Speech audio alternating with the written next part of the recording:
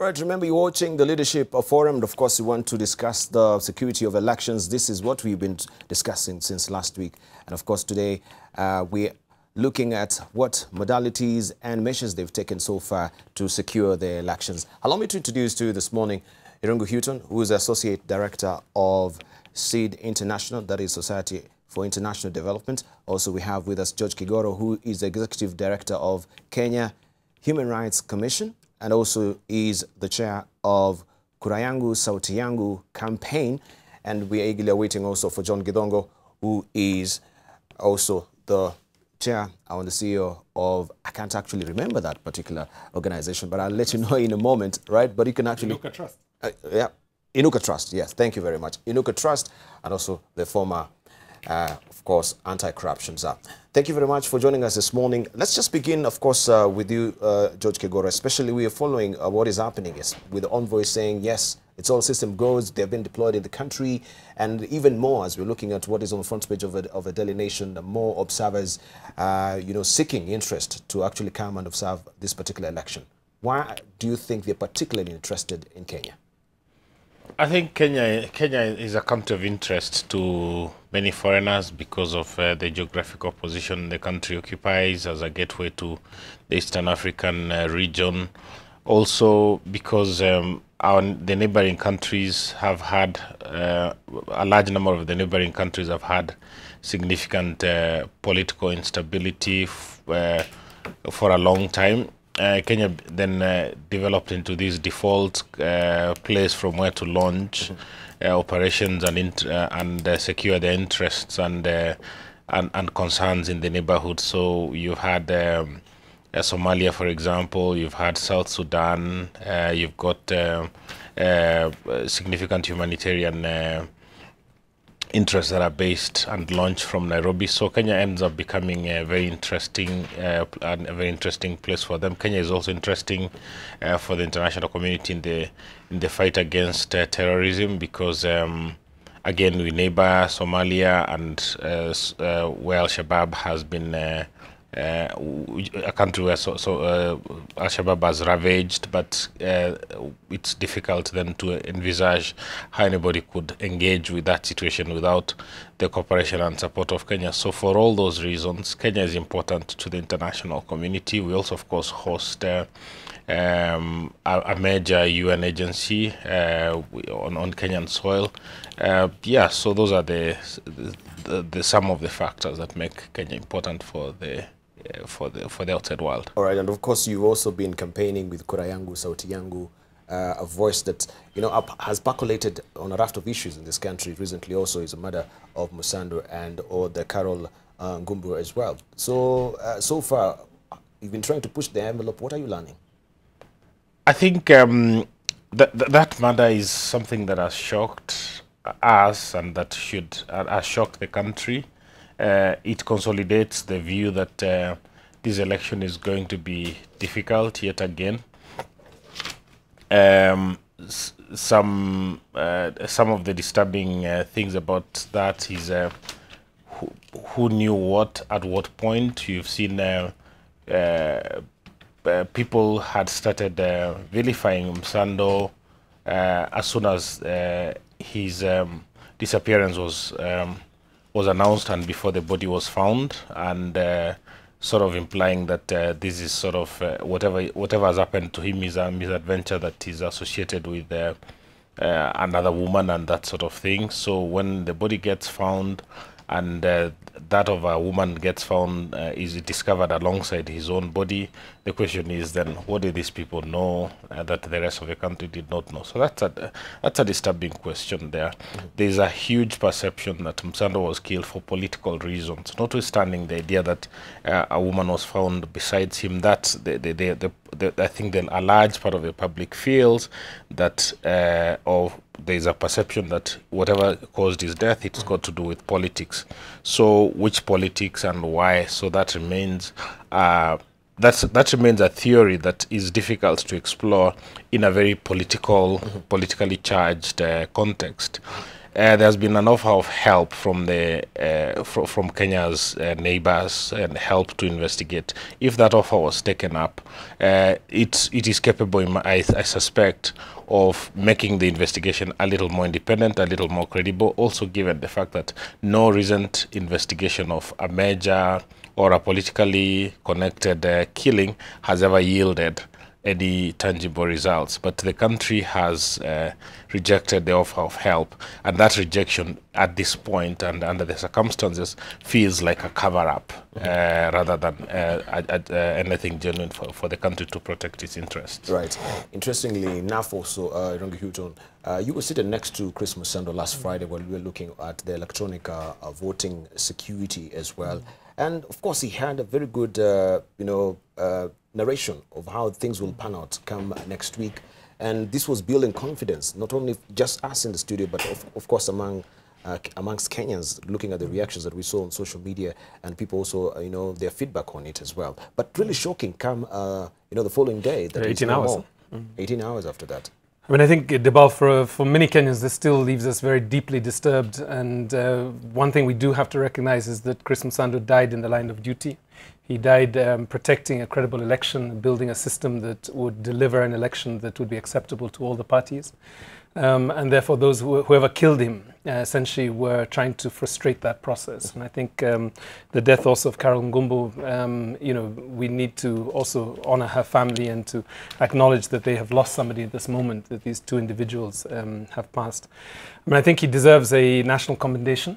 So I think as the next government is assembling at the national level, I think there should be attempts to honor him for this moment and honor all the IEBC staff who continue to work towards this election with, great pressure and tension around them.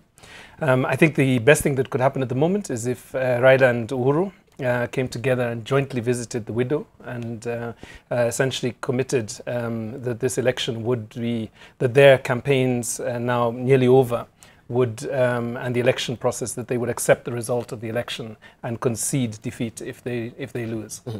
So where does this really put us as a country? He spoke about Kenyans not trusting each other. There's an element of mistrust. So having this particular eventuality with us, where does it put the country? Well, I mean, this week, the last week of the election campaigns, I've been working with a group of about 60 citizens across Kajiado and Nairobi. Yes, yes. And we've been sitting in matatus. We get up as early as this, and we sit with people in matatus. And essentially what we've been doing is voter education. There are 3 messages. The first is that, all Kenyans must come out and vote. So what we're seeing in terms of the violence or the fear of violence in particularly the urban settlements across Nairobi has to be stopped. Secondly, that people should ensure that all votes count and that the election offences that we know must be clear to people, that they must safeguard the vote not just of their own but also of their neighbours, and lastly that no more lives should be lost in this process.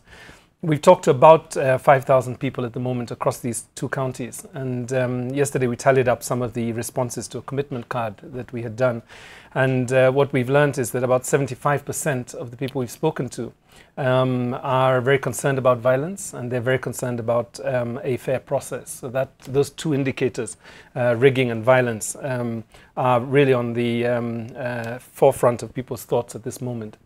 The other thing we found was that something like, of the 5,000 people we've talked to, something like 97% of the people we've spoken to are registered voters.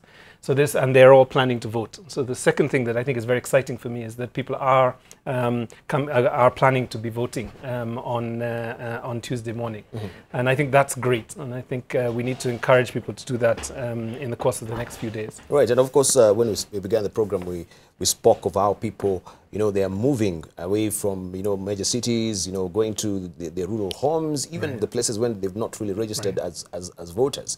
I know of Nairobi right now. I think I was just driving home yesterday and I was wondering what is happening. I mean, the roads are all clear. Mm. And this is around 4 o'clock, 5 o'clock in the evening, and there's no traffic at all.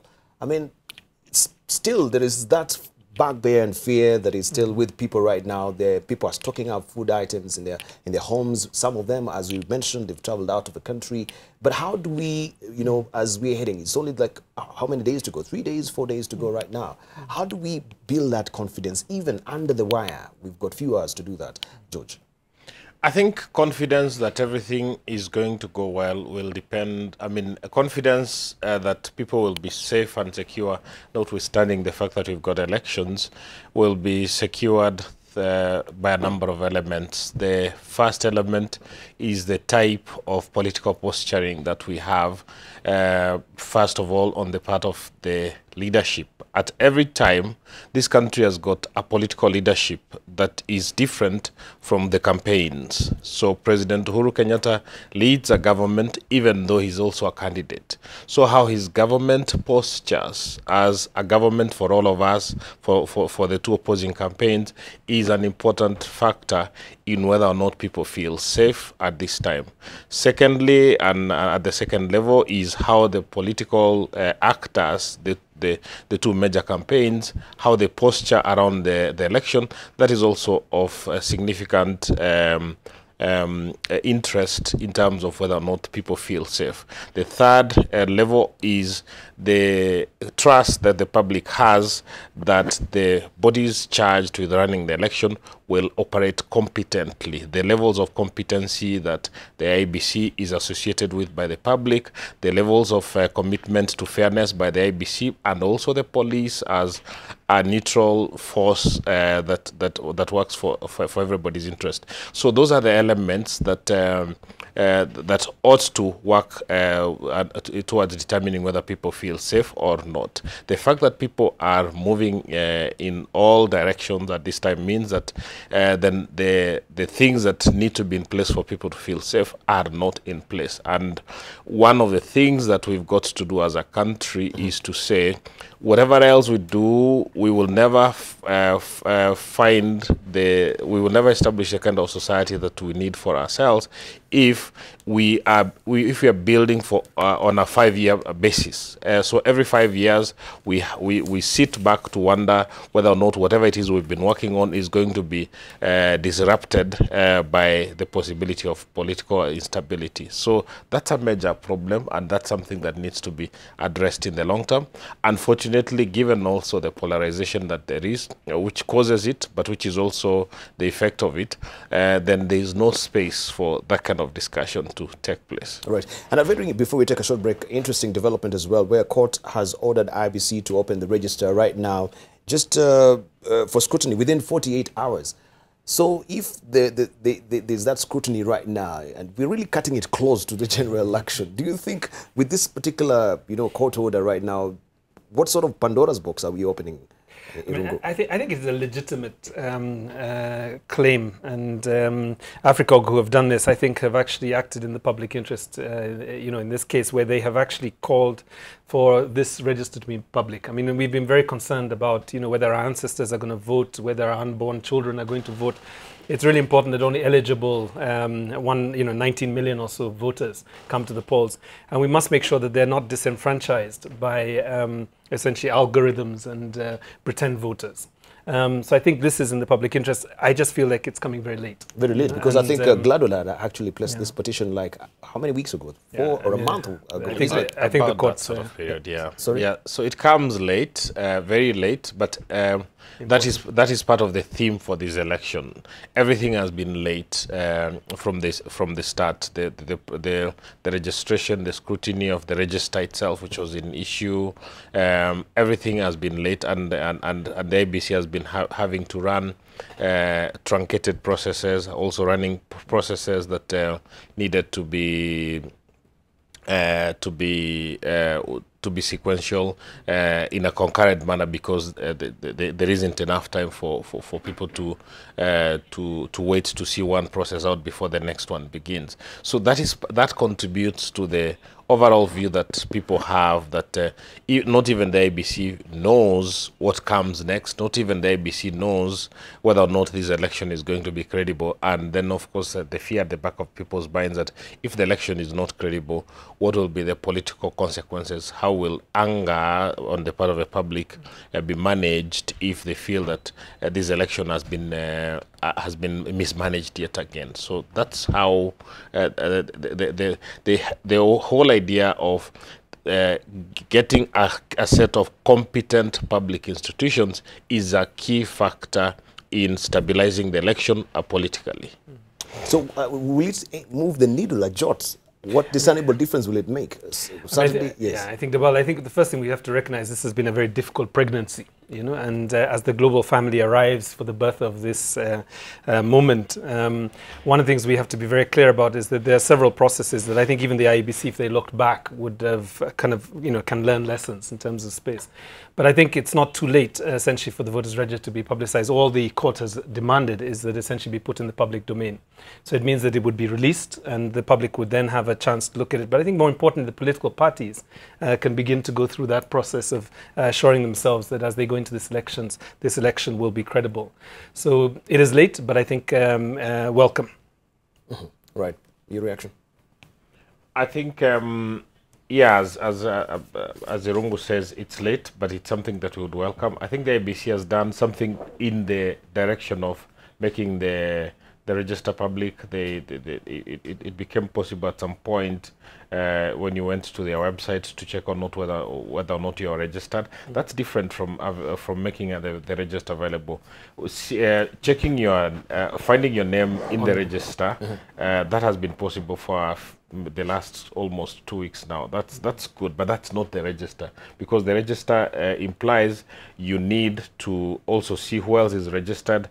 You need to, I mean, the ability for the public to understand the totality of how the voters are registered from the polling station level, building it to the higher levels, say the ward, constituency, and so on and so forth, and of course the ability to check whether or not the figures as represented, the composite units add up to the whole of 19 million registered voters. So it's those types of things that an availability of the register enables voters to do. They are able to verify for themselves that the claims that IEBC is making about what the content of the register is have got a basis or not. Thank you. I mean, George, the other thing is, you know, creative Kenyans have actually been checking whether their grandparents who have passed on, or whether their loved one or their friends who have died have actually been registered as well. And I think, you know, Kenyans can continue to use the 70,000 option to find out whether or not there is people who should not be on the voters register as well. Mm-hmm. And they should be doing that this weekend also. Right. But before we proceed with this particular discussion, we are doggedly following also the story of Msando, and we have this reaction also from various people. Let's listen in, where we had also our panelists also campaigning or demonstrating. Morning, you know, a lot of loopholes, a lot of also of you know, some discrepancies within the whole story, and of course we had also the civil society out in the street trying to protest and saying we need answers. We've heard also from the IEBC chair himself that yes, we need to know who are the killer kings that actually are perpetrating these evils that we've seen also happening in this country so far.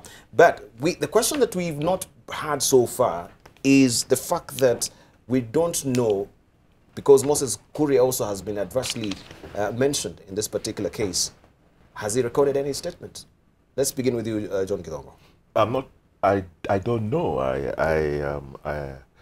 Debarl, I get the sense that Honorable Kuria clearly knew something from what he tweeted. He was clearly informed of something about this very tragic and distressing deaths of Bwana Msando and Miss Gumbu, and we would expect that he would offer every assistance to the authorities who are investigating this. Him and everyone else who's involved. This was a shocking event, coming so close to the elections, striking at the heart of the agency that is tasked with running this important poll next week.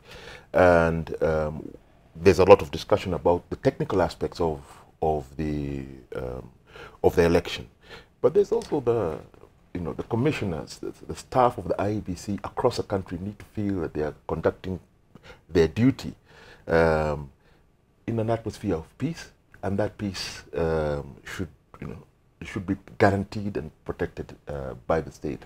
And I think that's a large part of the reason why, as civil society, we went to stand in solidarity with them, to condole with them on losing one of their colleagues, because this is something that came late and upsets a critical agency. So we need to do all we can to bolster them so that they can properly prosecute their mandate on Tuesday. Right. So far, we've not really had, as you mentioned, you have no sorting idea if he did or he did not also record a statement with the police. But this should be, or have been, it should have been a bigger story also for the media. The fact that we don't know if he recorded a statement so far, shouldn't it be a bit worrying for us? Yes, and I mean, also the other part of it is how they had started characterizing Msando as soon as he disappeared. He saw those social media getting these pictures of, I mean, a connection being established between Msando and the NASA, for example, NASA personalities. Basically, it's as if to say, whatever happens to you now that you've disappeared, it is your comeuppance because you, Msando, are NASA. So your consequences are merited. This is before the body was discovered. So who would have been putting out those types of pictures? It would have to be maybe the logical thing is one political side as opposed to the other possibly. So, but it's extremely difficult. The space to carry out a full investigation when it is so close to the vital interests of a political party a few days before elections, that space does not exist. So that is why you don't get the confidence that anything meaningful will result from this investigation. But if you had an independent investigation, it has several consequences. One, it calms the country. Two, it gives hope that accountability can actually happen. Three, it is the only way, as John was saying, of ending speculation as to what happened to Msando. And four, it has a preventive effect on what can happen in future. People feel now that anybody who wants to kill anybody, it is it's so easy and so and very possible. People talk about it for a few days. It gets drowned in everyday problems, and we move on until the next big happening. Mm-hmm. Yeah, I know we'll be leaving in a moment, but of course we also have to weigh in on what Gilbert has done. But just very briefly, the fact that we had also you saying during the demonstration that yes, we have the hallmarks that we can see that this is state perpetrated. This is a collective feeling amongst the majority of Kenyans. Do you hold with that particular view? And why do you think this has the hallmarks of a state perpetration? It feels, the commonly held perception is that Chris Msando was killed. First of all, he was killed in the cause of duty. There's a political connection to there's a political reason why he was killed, and that political reason is not being clarified.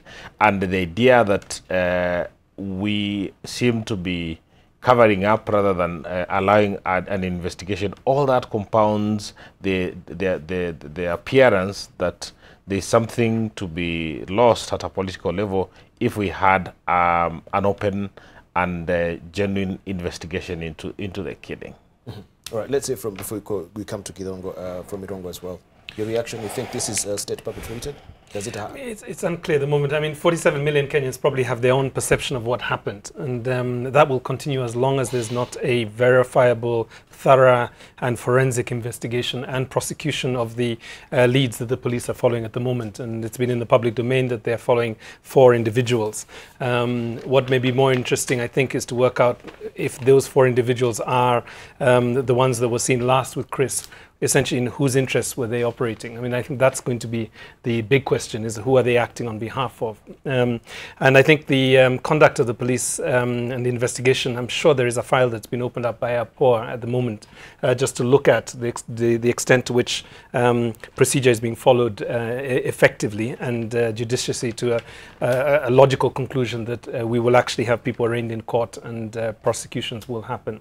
So I think the important thing for some of us is just to recognize that what Chris Msando stood for, and I would add even let's put Carol because she has also died obviously in some horrible incident that essentially was trying to rob this country of our the millions of people of their votes and this country of a credible election. That they have also fallen. She has fallen as a citizen in the line of duty also.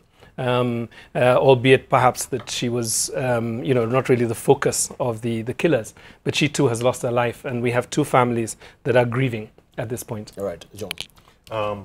I think that if it walks like a duck and it quacks like a duck, it's a duck.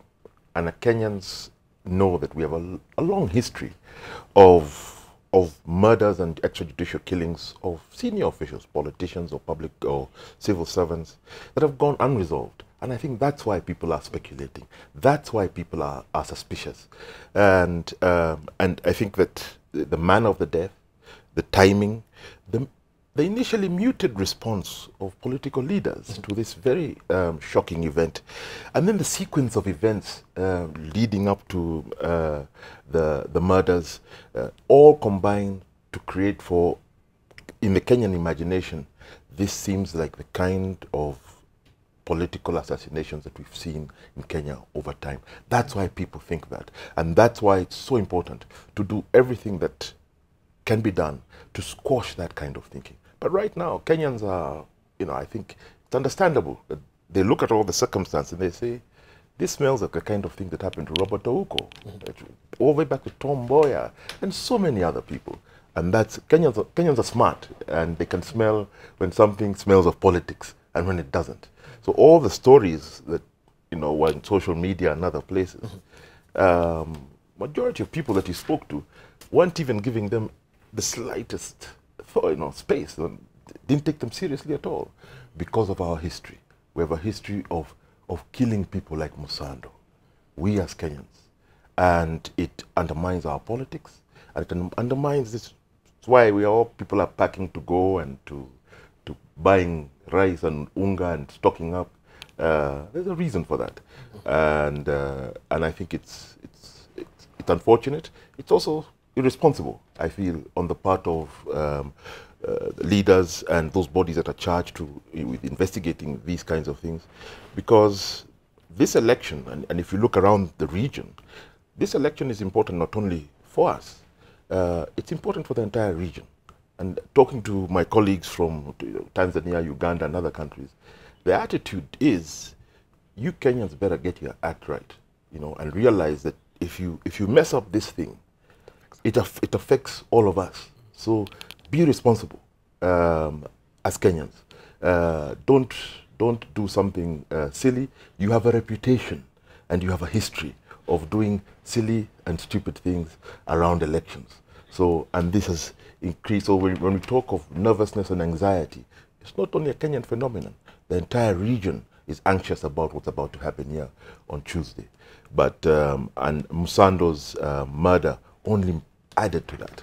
But the fact that we are able to come here and discuss it is a positive thing, and push for greater investigation. Right, it is 7:20 on the nose, and of course Judge Kegoro will be leaving in a moment, and of course we'll be joined also later by Emily Rogena. She's Associate Professor in Human Pathology from University of Nairobi. We look at what really happened with the bodies as well, that is of Carol and Msando himself now. But we continue with our conversation this morning, and we are trying to look at the security of the election. Remember, it's only a few days to go to the general election, and of course that's why we want to train our focus on how prepared we are as a country. Of course, there is bugbears and fears right now. As we can see, people, they're moving out or traversing from different cities in the country so far because of these fears.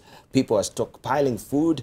People are actually also going out of the country. So how are we going to secure the votes as well? It is important that, of course, we secure the votes. But in light of what is really happening, is a conversation that we need to go about with. And of course, joining us this morning is Emily Rogena, Associate Professor in Human Pathology from the University of Nairobi.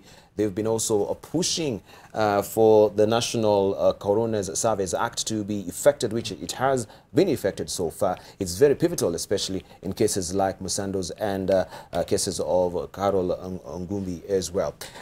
Let's just continue with this conversation. And there is this particular incident where we have the recent report from the government pathologist, where we see that Carol also was strangled to death, and her body has been moved to Kihara Funeral Home in Kikuyu, Kiambu County. And another thing that was really, yes, that brought another aspect to where people maybe were not really discussing, or is a non-issue, or it is a pivotal issue, is the fact that this particular, the two bodies were discovered in Kiambu County. We have Professor George Wajakoya asking, of course, during a conversation we had yesterday, if it was within the Kiambu jurisdiction, why did we have these bodies being taken to, the city mortuary here in Nairobi, out of the jurisprudence or the jurisdiction of Kiambu County? Ideally, it should have been taken to the mortuaries there. Let's begin with you. How does this also affect, the effectiveness of the evidence that is given? Thank you, Debarl, first of all, for having us here in this morning. I think moving the body from Kiambu was not unusual.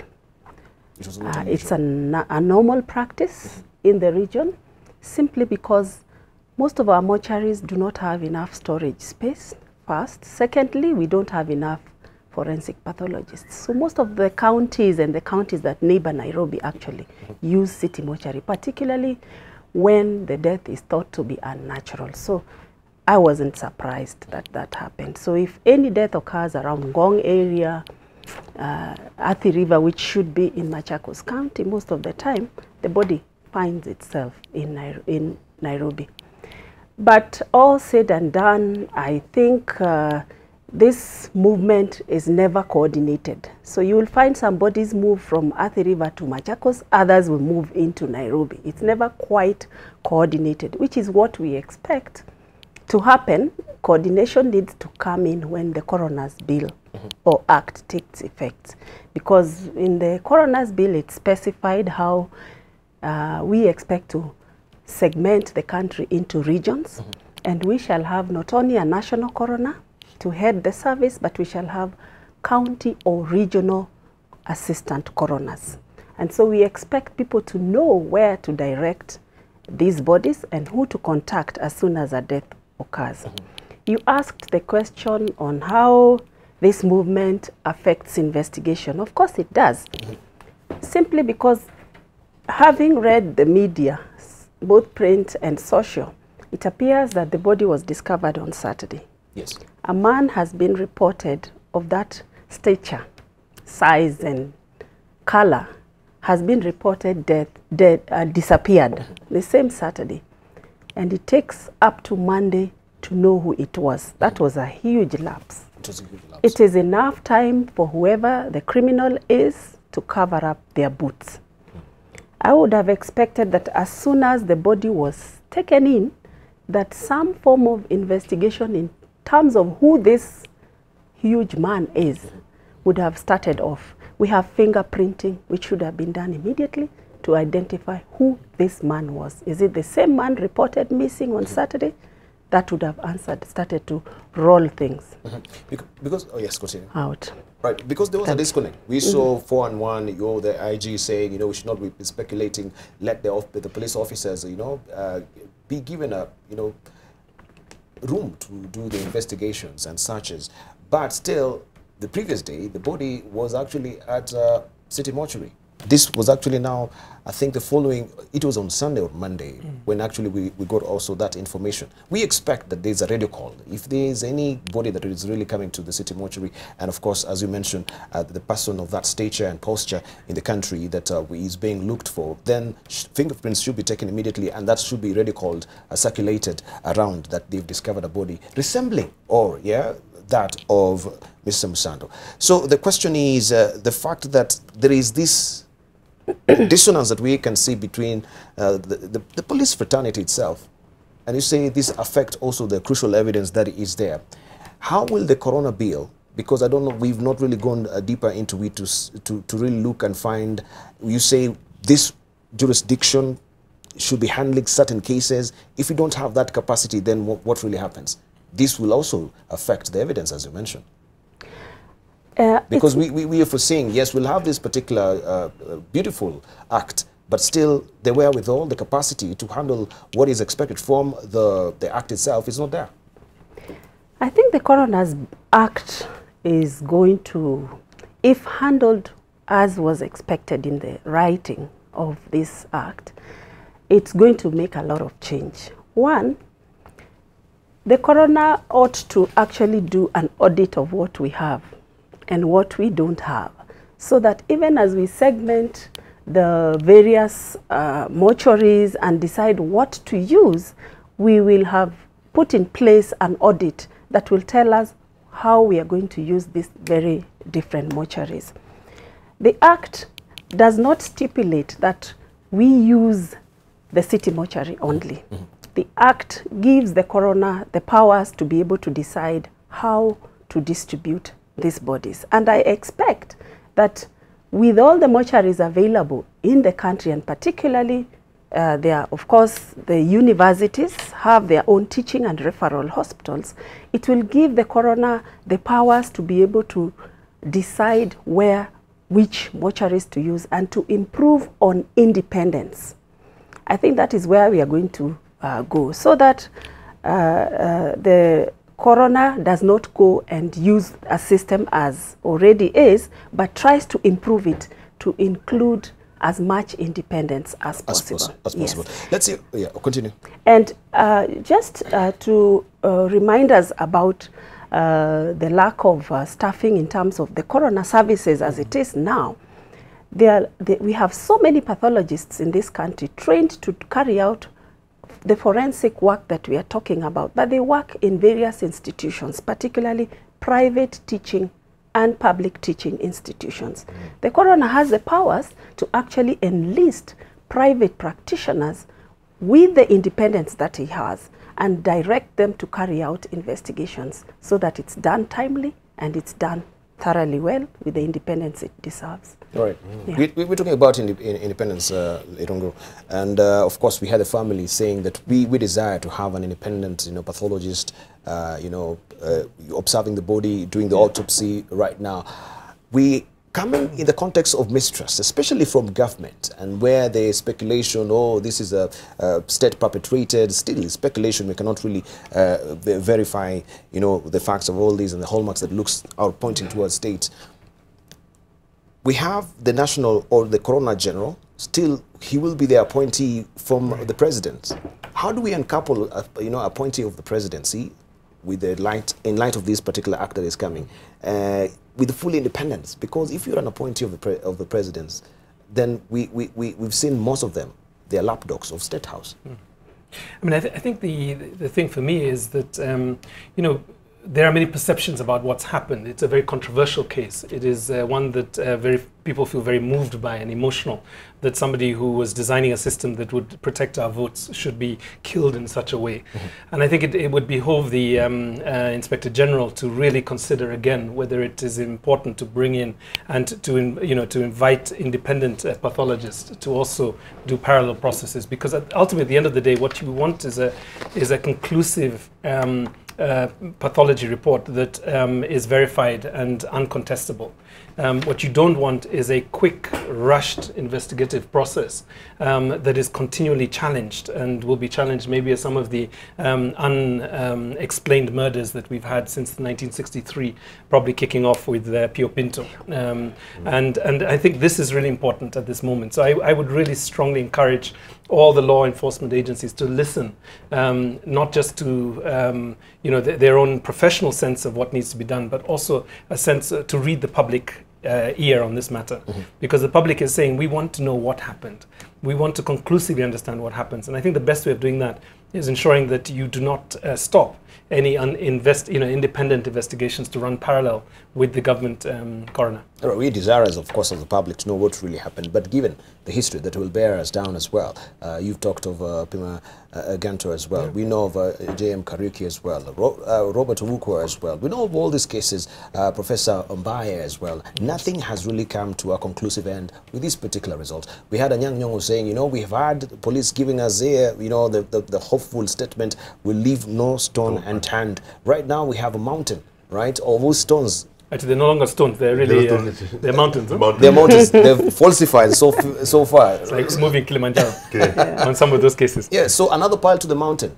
Do you think there will be any discernible difference with this particular development of Msando and Karo? I think just 2 points. And for me, the first one would be to our political leaders and government officials to please stop telling Kenyans not to speculate. Please stop telling Kenyans not to speculate, because we are human beings. Something like this happens to this kind of figure. It is a natural human reaction to speculate. If you want to stop the speculation, only the truth ends the speculation. And of course, because of our history, we are suspicious of the very people who are telling us not to speculate. So stop, I'll say to our leaders and officials, stop telling Kenyans how to think. Tell us the truth. And because foreign governments, like I think the American government has offered its services of the FBI, the British government they've offered their investigative capacity. Some of those offers should be taken up to see whether that helps to build the credibility of the investigation, because people are also suspicious.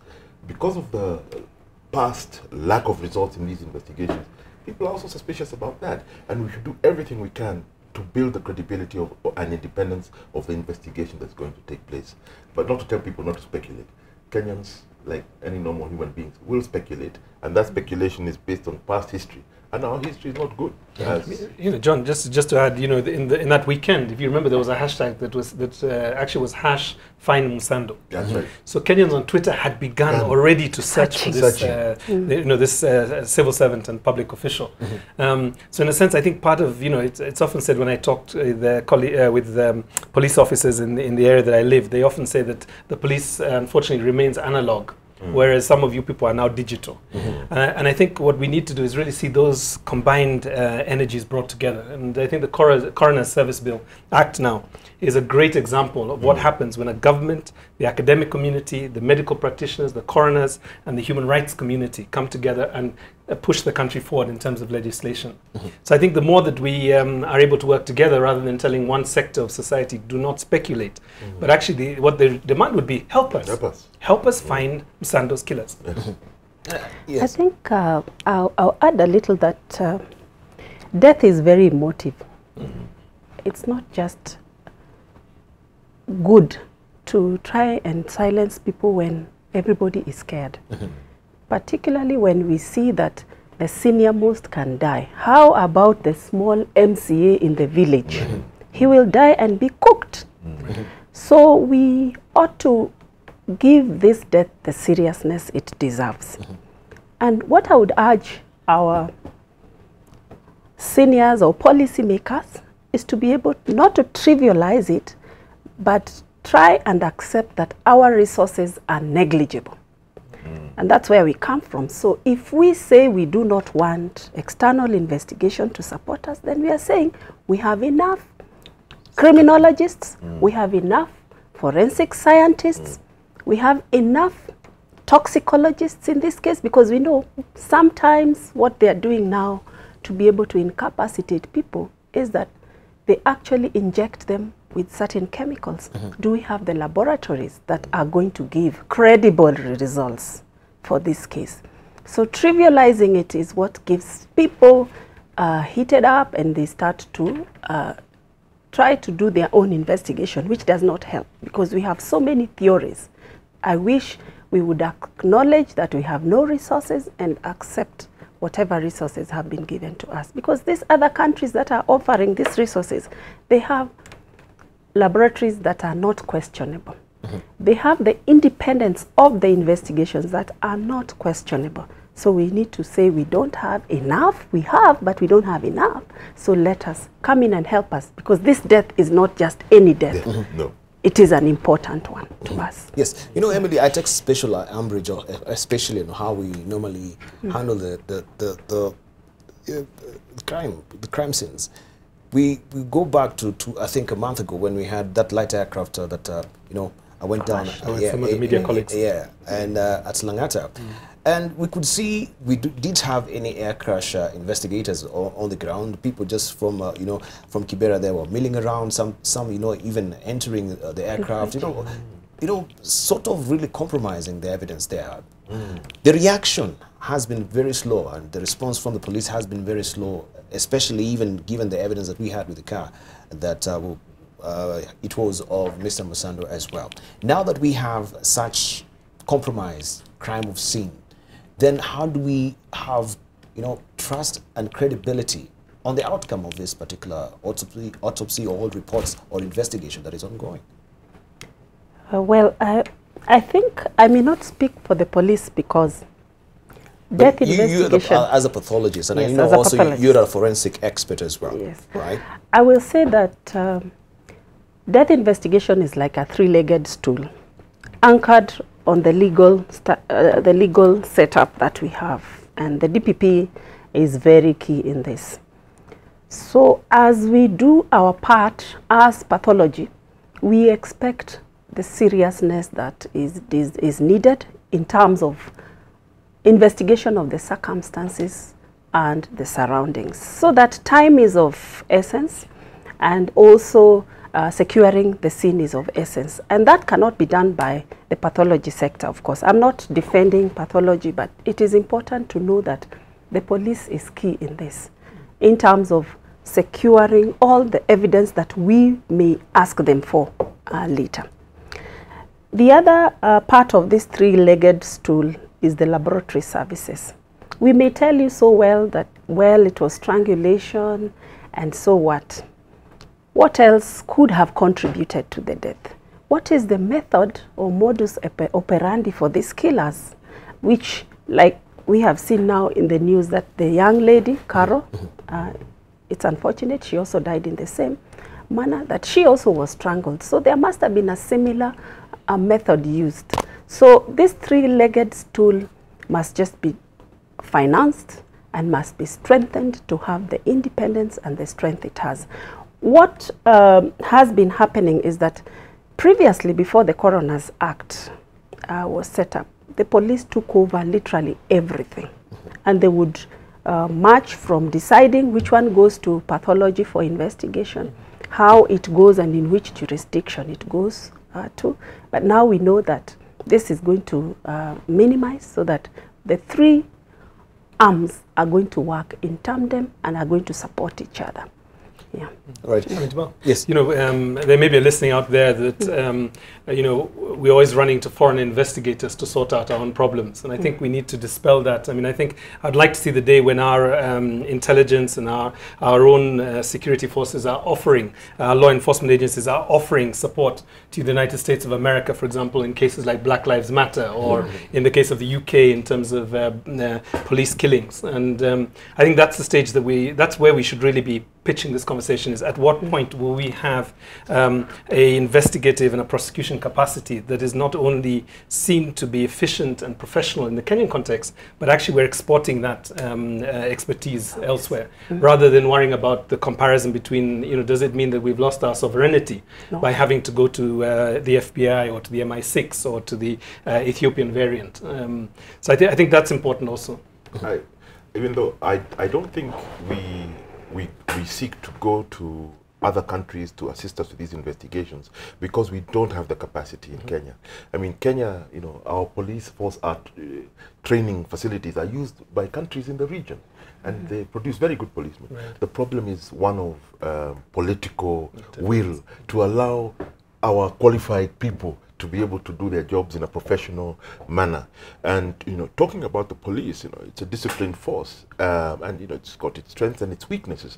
But the Kenya Police Service, on Tuesday and the days around it, is a game changer in terms of how this election is going to go. How the police behaves in its interaction with Kenyans as they go to vote, and how they're able to continue living their lives after the vote, whether it's celebrating or not being happy. How the police behaves is going to be key to this piece that we're talking about.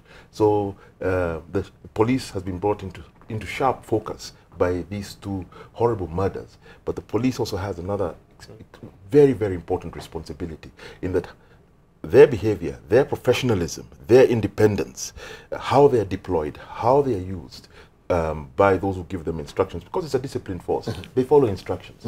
If they're misused, you know, people are talking of violence and fear, and yes, people are packing and moving and that kind of thing. But if you look at previous reports into violence around elections, the police has always been a key actor. In 2006, 2007, 2008, post-election violence, the majority of people who were killed were actually killed by police. So one would like to think that once again, you know, we implore those who are instructing this this force that their professionalism and independence has a great bearing on the conduct of this election. A few mistakes in a few places in terms of the poor deployment of force, the irrational deployment of force, pushing wananchi around. Next Tuesday is a very special moment for Kenyans to be able to go with their vote and make a choice who is going to be president, deputy president, MCA, governor, and it's one which can be interrupted by only a few forces. Police is very key, and so how they are deployed, instructed, will make or break this election. Right. But can I just pick up on this, because I think John is raising a very important point. For those of us who remember 2008, the actions of the police on one day could affect their work for the next 2 weeks. Right? So if there is excessive force, if there is violations of the police code, for the next week we will have communal reaction. Yes. And there will be violence. And I think that is critical as we move forward. So I think at this moment, community leaders, political party leaders need to be creating liaison relationships with the police in the area at very localized levels, so that if this happens, they're able to interrupt any misunderstandings or any moments of flashes of violence. And a week ago, we had a dialogue for, we being the Kilimani Project Foundation, which I chair, and we had a dialogue of about 60 to 80 people with our aspirants. And at the end of it was a very nice moment, because we asked one of the police officers that was essentially at the dialogue to put aside her weapon, to give it to her colleague, and to come and address the group. And she asked the only two questions she asked everybody. She said, "Will you keep the peace on the 8th of August? And secondly, will you make sure that nobody else disrupts the peace?" And in that moment, one had a sense of the community and the police working together. And I think this is the time really that we should be reaching out to our local police stations and establishing lines of communication and lines of trust that allow us to be able to interrupt any anxiety or any anger that might emerge on those 2 days. Because ultimately, if our votes are, if election offences happen, it will not be in the interest of either the polling station or the political parties to disrupt the exercise, either by knocking over ballot boxes or by destroying ballot boxes. It's really important that we have that cooperation built before we go into the polls. Right, but you talk of anger and looking also at the list that is frustratingly long of this particular, people in the upper reaches of government also just dying in very mysterious circumstances as well. Of course, there has to be a theory around it, maybe also the way it's been staged. And looking at the circumstances that are really drawing on this vortex of the death, we question ourselves.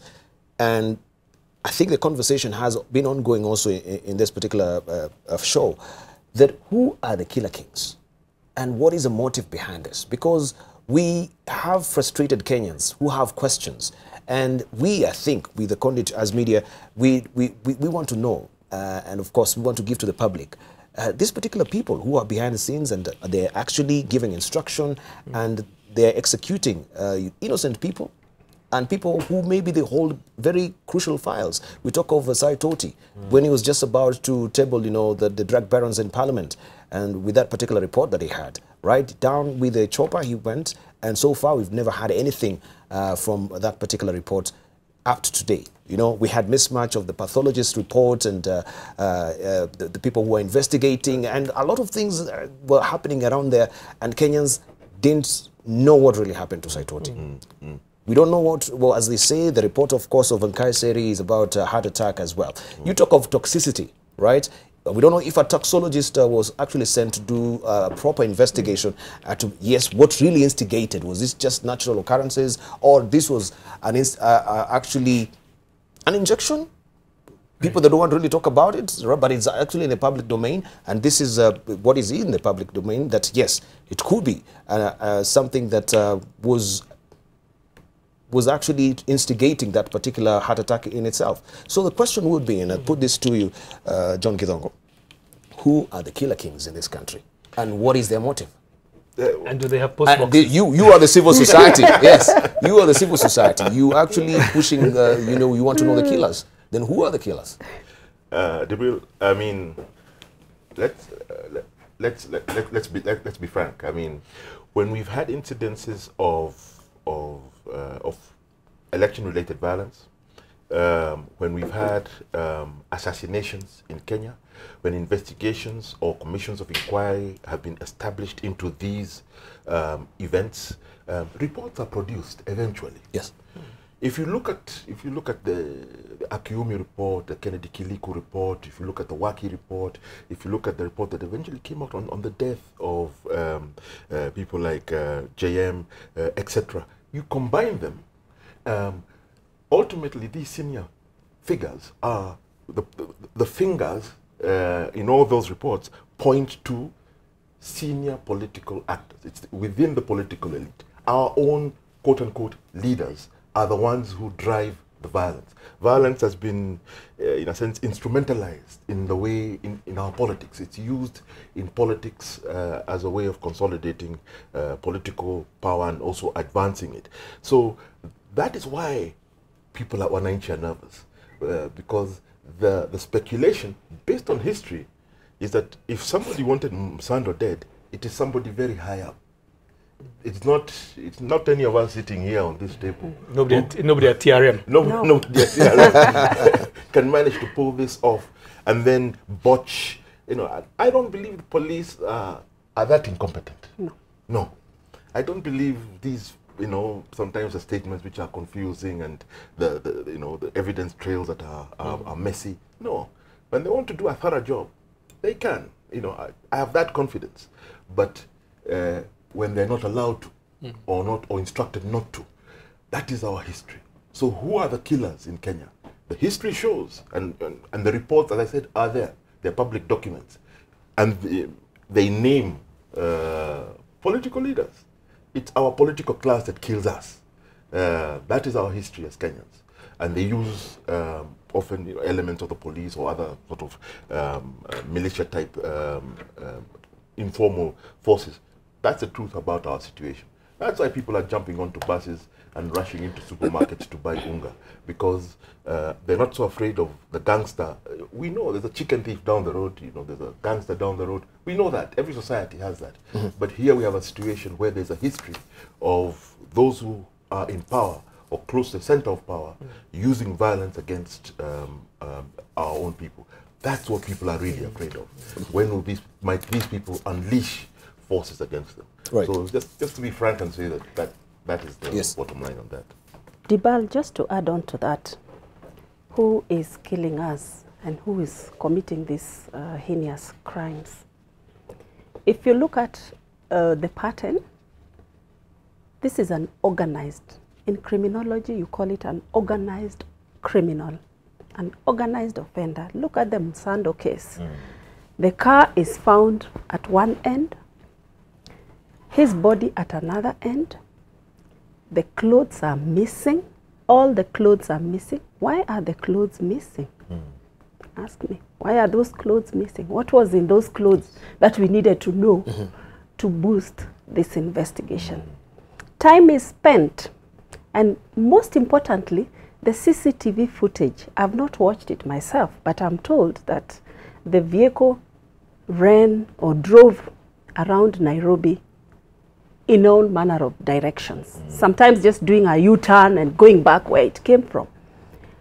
So you look at it and you wonder, then why do we have these CCTVs? Are they supposed to help us take a response? Are they supposed to be used only after the body has been found? So how does it help us? Of course it may help, but at the time that this vehicle was seen cruising around town, did somebody take note that we need to help this person? Are they mad or are they in trouble? Are they okay? So all these patterns that we are seeing define a very organized offender, an offender that will also give themselves time so that they sweep their footprints around. I do not know whether the scene where the bodies was found was actually the site where the death occurred. Yes. I'm not sure. Because looking at the pictures as well, we cannot see any copies bleeding. There's no blood, it's so clean, right? And you ask a very good question. Of course, many people have been wondering, why were they naked? So did we have a black socked clothes that, yes, really had evidence? Right, those are the questions, but we are really strapped for time. We could drill deeper and deeper on this, but I'm being told it's a time now to give us, of course, your closing remarks as well. In light, as we are closing as well, we have the church also raising alarm that they are organized gang youths to engage in premeditated political violence and then pretend it's spontaneous. This should be a niggling worrying for us as well. Let's just begin with Irungu on this, just your closing remarks as well, in light of what the NCCK and the church and the clergy are saying, in light of the organized crimes as well. I think this has been a very multiple issue conversation. So we've gone from Gilbert Dare returning to Msando to elections and our preparedness and to the violence that's potentially there. So just to thank you once again for this leadership forum. I think for me what I'm left with is there really should only be 6 things on our shopping list come Tuesday, and those should be the positions that we're voting for. Those people who are rushing into the supermarkets and buying stuff, I think they need to pull those shopping lists aside. It may be good for business and the economy, but it may be unnecessary. What I think we need to be thinking about now is who are the 6 candidates that we feel trust and we are committed to supporting in their first 100 days to make a difference in this country. So that, I think, would be my preoccupation. And I think for those of us who continue to engage with voters in the various matatus across Nairobi and Kajiado, we will continue to tell people, even here nationally, that it's very important that you remain response-able. Thank you. Thank you very much. John Githongo, very briefly. I think I'll just mirror exactly what Irungu has said. I think we have to focus on the day itself, prepare ourselves to get out and vote. Yes, we have criminal gangs, organizing, etc. Those kind of reports have accompanied most of our elections, really, since the reintroduction of multi-party politics. We do everything that we can. We ask, those agencies that are tasked with that to deal with that. But the most important thing is for us to go out, line up, vote, and do so in a peaceful and responsible manner. The people we fear are not fellow Kenyans so much, but the state. The state. All right. Thank you, Professor Rogena. I think mine will be that, okay, I'll vote. I'm voting in Nairobi, so let's all take our votes and vote. Make that decision. But to our professionals, I want to remind us to maintain professionalism. Be it the police, it's a service and it's a profession. So let us take it as a profession and with the seriousness it deserves. Let us look at our role in human rights abuses. Let us look at our role in armed conflict, in political situations, so that we actually remain afloat and remain trusted, and as the Kenyans expect. We have been trained with Kenyan taxpayers' money.